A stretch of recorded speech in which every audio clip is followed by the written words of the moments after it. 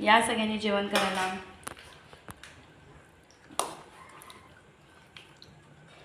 फणसाची भाजी, मेथीची भाजी, फणसाची कुवरी माहिती आहे ना, फणसाची कुवरी, फणसाच्या कुवरीची भाजी, मेथीची भाजी, चपाती, भात, वरण, फोडणीचं वरण केलं आहे. हां,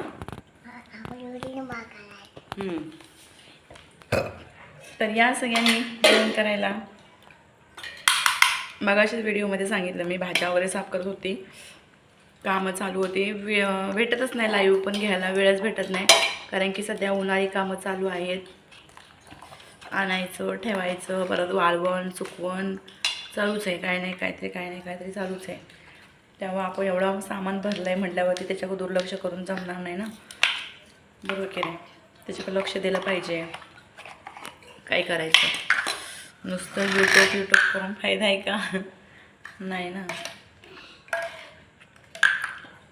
आता मी साबुदाणे भिजत टाकलेत, साबुदाणे म्हणजे निवडले, साफ केले. खडे वगैरे काय नव्हते खडे वगैरे, पण साफ करावं लागतात ना, बघावंच लागतं काय आहे का नाही. मग ते धुतले, ते भिजत टाकलेत. पोहे पण साफ करून घेतले, ते पण धुतले स्वच्छ आणि ते पण भिजत टाकले. पोहे पहिले चालून घेतले चाळणीने आणि ते पण भिजत टाकले स्वच्छ धुवून. मग सकाळी उठून 2 हे करायत बघा, पोह्यांच्या कुरड्या आणि पापडे, पलीपापड ते करायचे. तुमच्याकडं काय म्हणतात ते काय माहीत नाही, आमच्याकडं कुरड्या पण म्हणतात ह्याच्या पोह्यांच्या.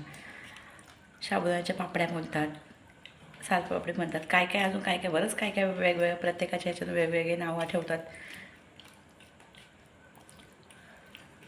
बरोबर की नाही. तर या सगळ्यांनी जेवण करायला.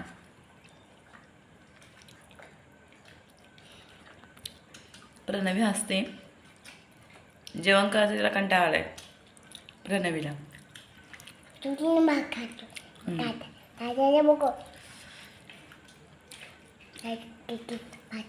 उद्या काही करून व्हिडिओ टाकणारच आहे मी.